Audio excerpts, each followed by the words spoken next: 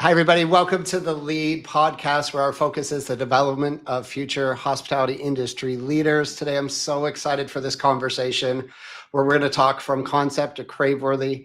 How do we build teams, brands, and momentum? Kelly, so great to see you. I'm going to turn it over to you. Yeah. Hey, everyone. Thanks for joining us today. We are super excited and proud to have the absolute rock star in the space, Kim, on our podcast today. If you haven't met her, I would be shocked and surprised. Kim has done such an amazing job over the past few years of building companies, strategizing around them, and providing absolutely insane growth in so many different spaces. She has a journey and a story that I think so many are going to find as inspirational, not only for their own personal growth, but for, in providing growth and opportunity and mentorship to others. So I am super excited to have you on today, Kim. Really excited to kind of share your story with everyone and dive into a couple things here. Would love for you to talk to us a little bit about, what do listeners need to know about you, about your story? Kick us off here. What do you got? Yeah, well, first of all, thank you guys for having me. Lead's a super important group I feel very passionate about. So honored to be here and having everyone kind of hear my story and kind of if I can help at least two people from this, I think this is a great success. So I am a bit of a Swiss Army knife. So I started in marketing. One of my mentors still to this day tried to bring me over to the dark side in sales. And he's like, no commitment. Come over for 3 months. If you hate it, go back to marketing. And then I never went back. So under his guidance, which was some amazing tough love and also some really, smart educational things that I still do today, remained on the vendor side. Interesting part about the vendor side is I did PCI compliance, network security, selling into franchisees, and then went over to marketing. So CRM, loyalty, selling into corporate concepts within restaurants. And then did some work with food safety, and I did some work with reservation systems during COVID, which was not very convenient, but great company. And then while I was working on the operations side, I met someone on the brand side, and we were all at conferences, which we do, and having a chat. And he was just like, "You're coming to work for me." And I was like, "Okay." Made me an offer I couldn't refuse, and came over to the brand side, and I've been on that side ever since. So kind of a combination of selling into franchising and corporate restaurants, and then also being on the restaurant side, having being sold too. So a very different group of career path. I mean, Kim, so many things there. And I'll tell you the two things that I pick up on the most are one, the opportunities that have kind of come your way by putting yourself out there and people saying, I need to have Kim on my team. Yeah. And I think that is something that is so powerful because it speaks volumes about who you are as a person. But I think more importantly, who you are as a person when you're not trying to sell or work for a company. It's about being a human, right? And being able to have a conversation where somebody says, this energy is something that I need and it's something that's going to, make a difference in my business. But I think the second thing that was most important is, for your first position, which I think that's something that we share was, starting on the marketing side of it and then getting kind of pulled into sales. And it's a scary word. Everybody hates to say the word sales, but having that confidence to lean into that is just so I think important when you're looking at just sort of your journey. Do you ever think about days when you're like, maybe I shouldn't have gone into sales, or what, should I go back into the marketing space, or do you see it still intertwining altogether? I think they go hand in hand. So I think that if you market yourself well, people will trust you, and then you are good at sales, because at the end of the day, you are an extension of whatever you are either assisting with, selling, marketing to, marketing yourself. And so as long as, to your point, you're a genuine human and are honest, whether you're saying, I think this is a little premature for what you guys are trying to do right now, and aligning yourself as a resource to whatever you're selling to, whether it's a brand or a department. I think that builds credibility. So then when you do speak and do say that, hey, I do think this is something we can work together on, people are listening. Yeah. I think sorry, go ahead, Kelly. No, I was just going to say, and I think that is something that just translates so well into like the operator side of things, in looking at operators and thinking about, how am I building this very sort of scalable and sustainable team, right? Building a team around me. So much of that plays into it, which is so important. I agree. And one thing I just want the audience to share, that's one of the most humbling kind of introductions just on both your behalf, Kelly speaking about Kim and Kim just sharing your story, and the future leaders out there is what I believe is success leaves clues. And there's a pattern of Kim's journey that we could all learn from, because if we aspire to do something, taking leaps, trying new support angles in the industry and advancing, and that whole concept that Kelly shared around how do we view ourselves as salespeople. The funny thing for me is there's only been one sales book hit the top sellers list in the last like 20 years, and it's called To Sell Is Human by Dan Pink. And it reframes the idea of how do we view ourselves, because we're all, when people ask me what I do, is I sell ideas for a living. It's not a product, but I'm selling ideas for change. Now I want to get into one of the ideas that Kelly shared. And when we think about a leader inside of a restaurant today, thinking about business development, what should they be focused on right now with all the uncertainty in the world around scalability and sustainability inside their operation? So a couple things there. I would say that first and foremost, everyone needs to know the direction of the company, right? Even if there are conversations or priorities that are happening behind closed doors. That comes with communication from the top down, but then also from the bottom up.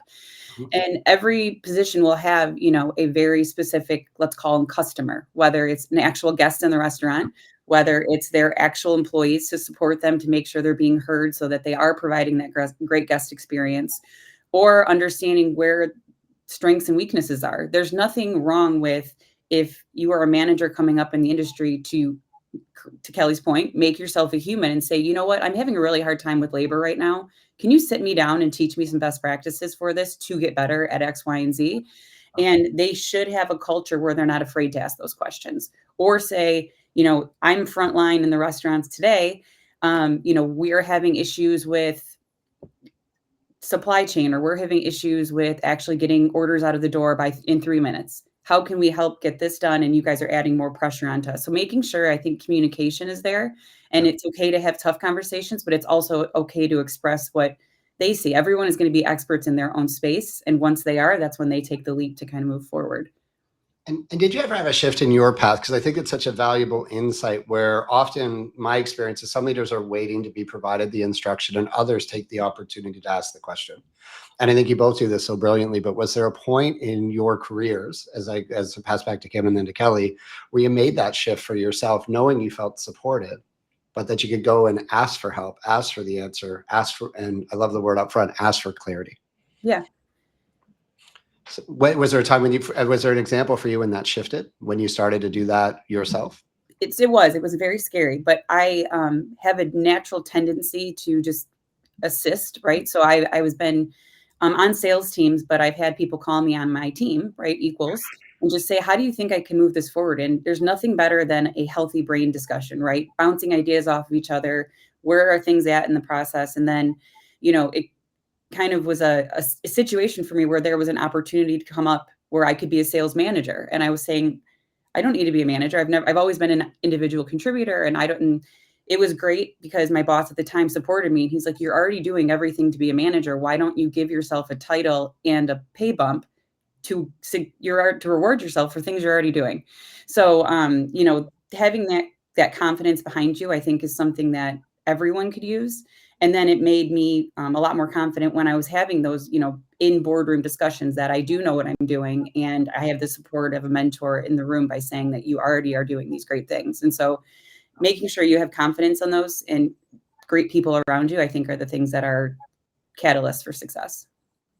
Big time. I mean, and I think, and I want to say it was Emily from the Texas Restaurant Association. She kind of leaned into this when she was talking about the grit side of things. And there was a time where I found myself in a role for a recently acquired company, and I was somewhat of like the mole in the organization. I was the person that had been planted in there to sort of help transform the growth and get to the bottom of what had been happening. And it was, the rest of the corporate team was in a different state. And I was the only one that was just sort of there. And man, the ability to sit in an office where people don't want you there and are closing doors, I think that was something where, leaning into relationships in the organization and being okay with every time you get stopped, the grit to really push through that, and the grit to ask the right questions and to not get stopped in your tracks. I think as leaders, that is something that's very hard to learn.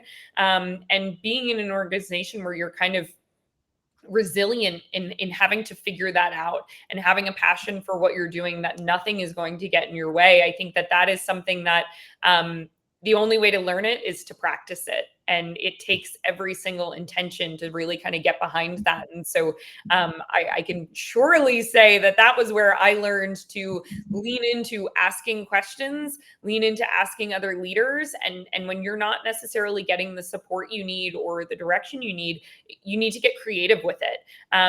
Who can you go out to in your network, or who can you ask outside of that? And in singing Kim's praises, my goodness, she is so well connected in the space that if there was ever a question about anything, Kim knows somebody, she knows the answer, she knows someone, she knows how. And I think that ability to be so open in sharing contacts and resources is something as leaders that we can really, can leverage to not only grow ourselves, but to help grow our teams. And so Kim, where did you learn that behavior? Where did you learn to say, let me connect you with the right person, or I'm going to introduce you, or here's who you need to talk to? Because every time I'm around you, that connection is being made all over the place. So how'd you learn that? Well, I think good people should be around good people, period. And then I mean that in all aspects of my life. And another reflection of all aspects of my life, and this is, again, when I made the jump to sales, one of the habits that my original mentor was teaching me is he said that no one is excited to take a phone call, and every single time that person calls, they need something. So now there's work after every single time this person calls or reaches out. And so it's a really good practice to always do 2 deposits before withdrawal. So reach out to Kelly and just say, Kelly, how are you doing today? I know last week you had a big meeting. How did it go? And then that's it. Nothing else. And, or, send a thank you card in the mail after, these trade shows that everyone goes to, and just say, I really enjoyed our conversation. I hope your son's baseball tournament went great this weekend. That's it. Then when Kim does call, people are not, what does she need now? But it's more of we have a relationship, and I wouldn't be reaching out to you just, for self-benefit. And I think that's something that I really do try to practice often.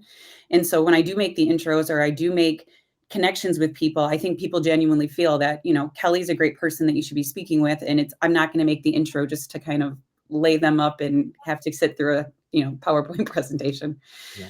Gosh. And I have to imagine that, from the success that you've had with the organizations you've been with, that's what's moving the needle, right? And from a business development perspective, that almost sums it up, right? When you think about your strategy for approaching business development in an organization, and it's day one at a new company, it's got to be those types of skill sets that you lean into to sort of see that growth or make a difference. Absolutely. And one thing that I try to remind people, especially in the space that we're in, regardless of your role, in store, above store, regardless of your role, we're all in hospitality. So if people leave having a conversation with you, feeling better about themselves, one of my favorite taglines that I like doing is when, I'm out to eat or something, and the server comes up to you and they say, what can I get you to drink? Or what can I get you to start? And I have really bad dad jokes.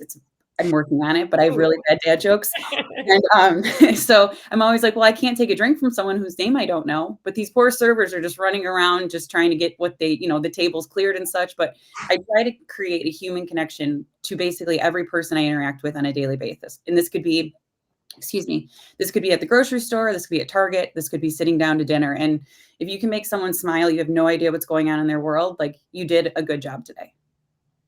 So if any leaders are out there taking notes, that's one thing. So 2 deposits before withdrawal is one that I love. But I want there's a pattern of feedback. So Kim has intentionally shared, she has multiple points of mentorship in her career at different stages. That's a future episode we have coming up in the series here. But it's so powerful to go out and find the right mentor and support to get pulled through your career and to get the feedback that you can hear to advance you. So really love the feedback. Now I've got a question. So if you could go back to your younger self and share one thing when it came to business development, say, if I just knew this 5 years ago, for me, 25 years ago, If I knew this, it would accelerate my path or my impact. What would that be? Don't get stuck in what you think your role is. Be unbelievably curious and say, how was, if I'm just an account director, that doesn't limit what I can ask questions about. It doesn't limit by, putting time on the CRO's calendar and saying, hey, can you tell me about that deal you won? Can you explain the process? And, just by being curious and not pretending that you're just a fresh level anything.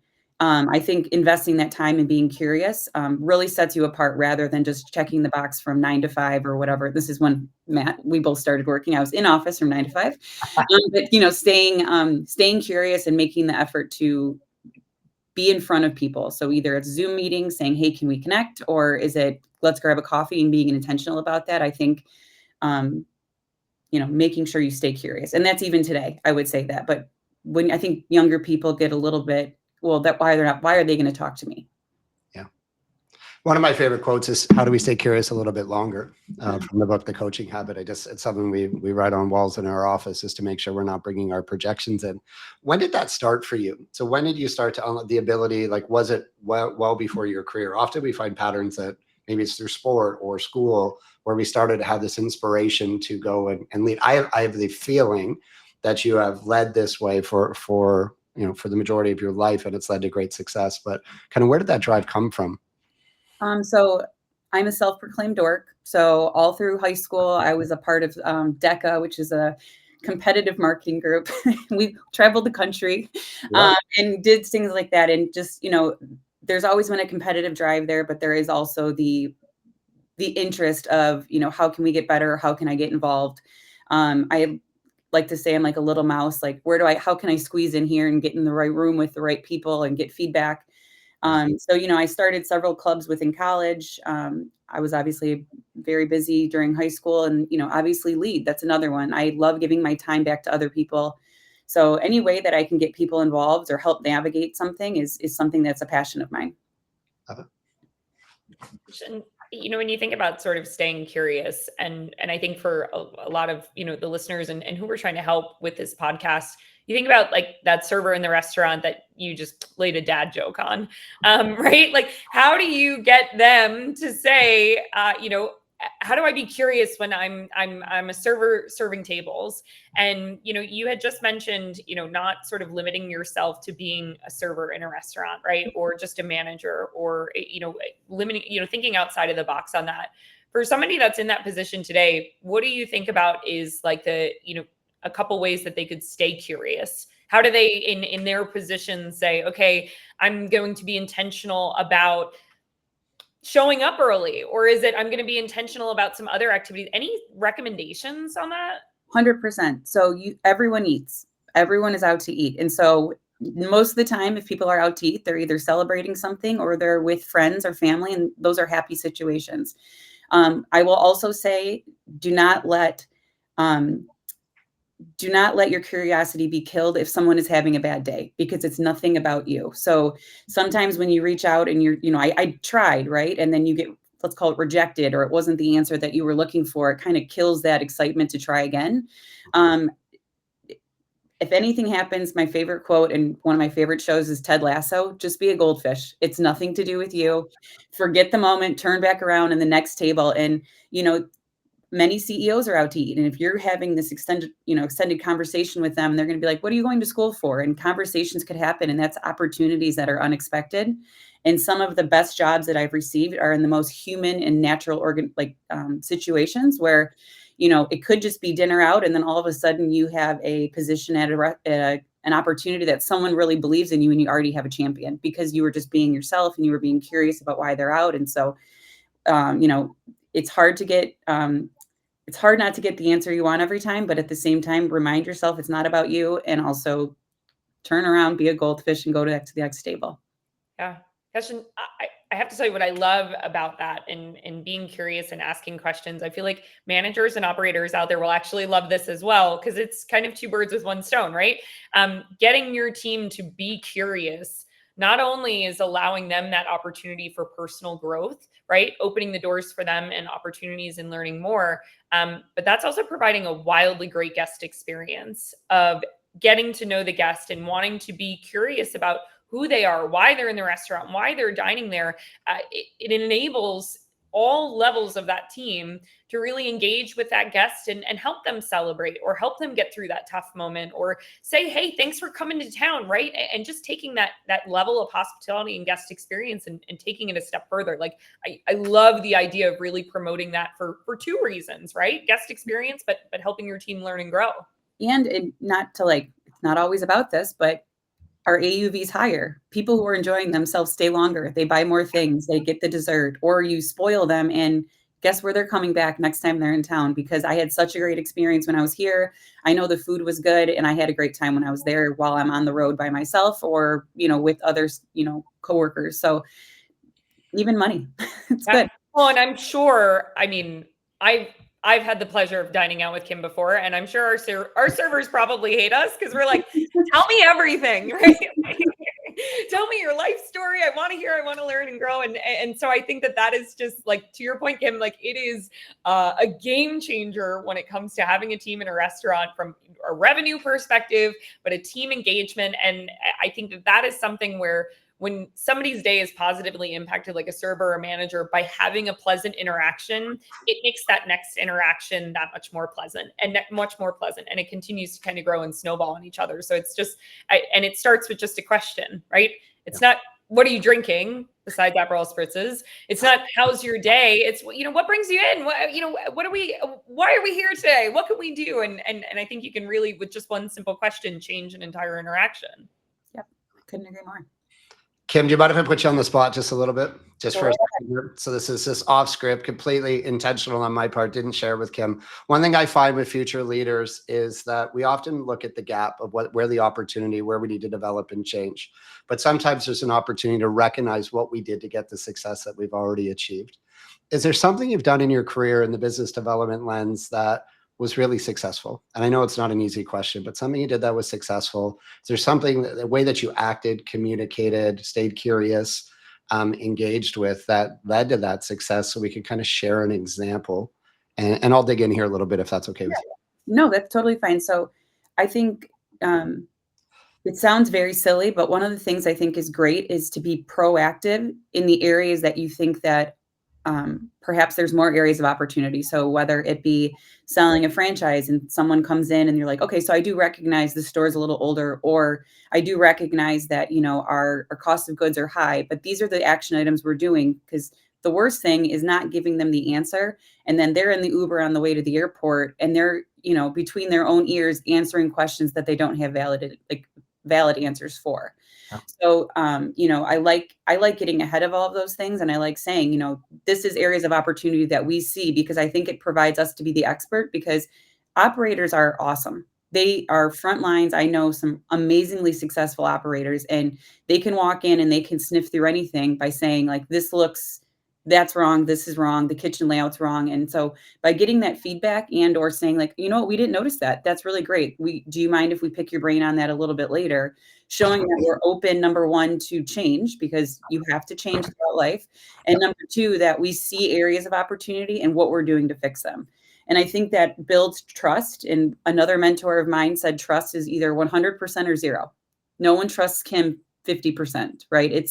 Trust is 100% or zero. And so if you build that trust up front, especially by recognizing and listening, I think you have great success in any business development, franchising, solution architecture, and any type of product that you're selling. So that's stuff that I like to say it's a best practice for basically anyone. And do you mind if I share, because what the leader might hear is how we show up to that meeting, to that engagement. But what I heard you share there, can you talk a little bit about your anticipation or preparation when you're looking to shift something forward? Because you shared something really remarkable there. Like, how do you prepare for a critical meeting? So on the franchise world, one of my favorite things is actually it would be all sides of the business. My first 2 meetings with people, there is not one PowerPoint deck visible to anywhere. There's not a leave behind one page. There's nothing. I am doing every question possible to ask them what they think success looks like, whether it's a project or rolling out CRM, mobile app, loyalty, what they look for like success when they're going to open their own restaurant. Are you going to have the kids run it? Are you looking to have an operator? And then I really make recommendations based on the plan that they're doing, because we'll be doing a disservice to anyone if we're not an extension or a partner of a vendor to a restaurant or a franchise development rep to a future business owner. That just builds the credibility, and then make sure it's the right fit, because there's nothing worse than having, square peg, round hole, and forcing something to happen, because then you're just setting up a relationship for failure. So you have to make sure that you ask the right questions, and those questions change, and you learn different questions the more conversations you have. So just having a little playbook, and obviously you have like a top 10 where you're saying, let's get through the basics here. But then getting to know them and making sure it's a correct fit is really where I think the most successful partnerships start. And what I love there is how we started with how do we stay curious a little bit longer, but how do we ask questions to find the path? That's such an amazing approach to a conversation, but also to a partnership. Then it's okay to say no, like truly, and it's okay to have the conversation with them, being like, based on what you're looking for, I don't think this is a fit. And you would be amazed the amount of people that have come back to me, whether it's a year later or, a different opportunity. And they're like, hey, can you tell me more about this? Or I think this shifted. Do you think this is a good fit? And so it's just keeping that relationship alive, because you are honest with them. And while it's not what they want to hear, in the long run, it's the correct fit. So just making sure you're being honest on that is okay. Love it. I think it's so important, when you're thinking about like from the person that's sitting on the other side of the table, how impactful that is for them. And especially, Kim, in kind of your line of work and what you're doing, like we're talking a livelihood on the table. We're talking millions of dollars. We're talking, massive life-changing things, and being able to help somebody with just sort of that decision, or, helping kind of that clarity. Not only does it, I think, help with your success in, building that relationship with them where they feel comfortable, but also you kind of have their best interests in mind, and you're stopping somebody from making a mistake in their life or making a decision in their life that, would continue to kind of, haunt them, or, they'd regret for, years to come. I think it's really powerful when you look at that. And I wouldn't be able to sleep at night knowing that I just, checked a box that someone signed a franchise contract, and, I saw the diligence. They don't have enough money, or, I saw their behavior, and this is not going to work, or where they want to open it. I wouldn't be able to sleep at night doing that. And, I've spoken to several franchisees that unfortunately have had those situations, and, I do what I can to try to help them in those situations, but it's like, who did this? Yeah. Kim, I'm sure there's a lot of people out there saying, I want the Kim story. I want to replicate Kim's success. I want to do exactly what she did. For somebody that, that server at the restaurant, or somebody that's just kind of getting started in the industry, that is like, has that itch to be involved in sales, or is thinking about, business development and what that means for, restaurant groups. How do they get cured? What do they ask? How do they get started? What do they look for? And to just kind of get their foot in the door, because, tough to come out of the gate, especially without contacts in franchise sales and business development. Like, if you had to give advice to them, where do they start? One, so I have a German Shepherd, and they have the famous German Shepherd head tilt. So when you talk to them, name? I just did it. Wait. Yep, Zara. That's my little Zara.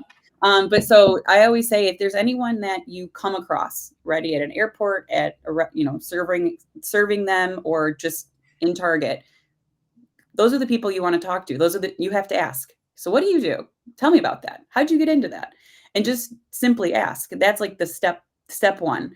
And then number two is, I always like the questions of, oh, how did you get into that? Or do you have any recommendations for me if I was going to do that? Because most of the time, if people are, number one, communicating with you, they will have interest in that. If someone came up to me and they said, what are you doing? I'd say, let's chat. Let me show you some things. But I will say also to the servers on the call, you have to be respectful of their time. So if they are going to give you time, whether it's an hour a month, once a quarter, meet you for coffee, please be respectful of that time, because nothing is worse on the mentee or mentor side is if you're putting in energy and it's not being received. So make sure you're being respectful of that, because energy is noticed. And so make sure you're respectful of their energy, but keep asking questions. And so anytime someone kind of perks your interest enough that you have that Zara head tilt, I would say just start asking questions.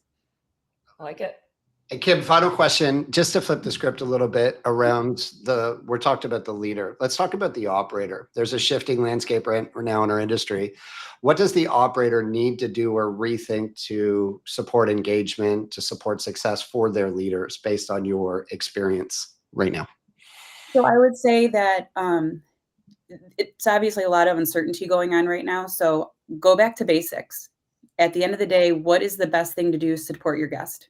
How do we get better food quality? How do we make sure that we are properly training our, in-staff team to, to make, proper supply chain orders? Can I support you on this? Can I train you to get better? Because once you create an expert in that field, the operators can go move on to the next problem.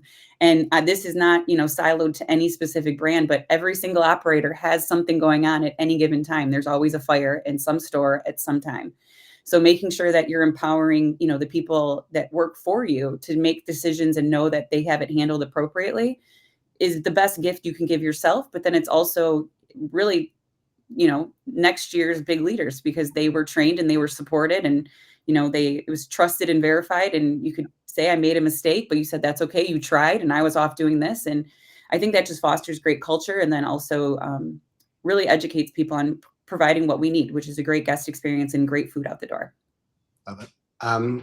Kim, before I turn it over to Kelly to close out our episode, you shared so much value, but one thing you also just taught me is a masterclass in communication, your tone, and you have such authentic listening skills that if the audience watching this, the way you listen and process and not be programmed to respond, just in my interpretation, thank you for sharing that space, because it's not a common skill that I have.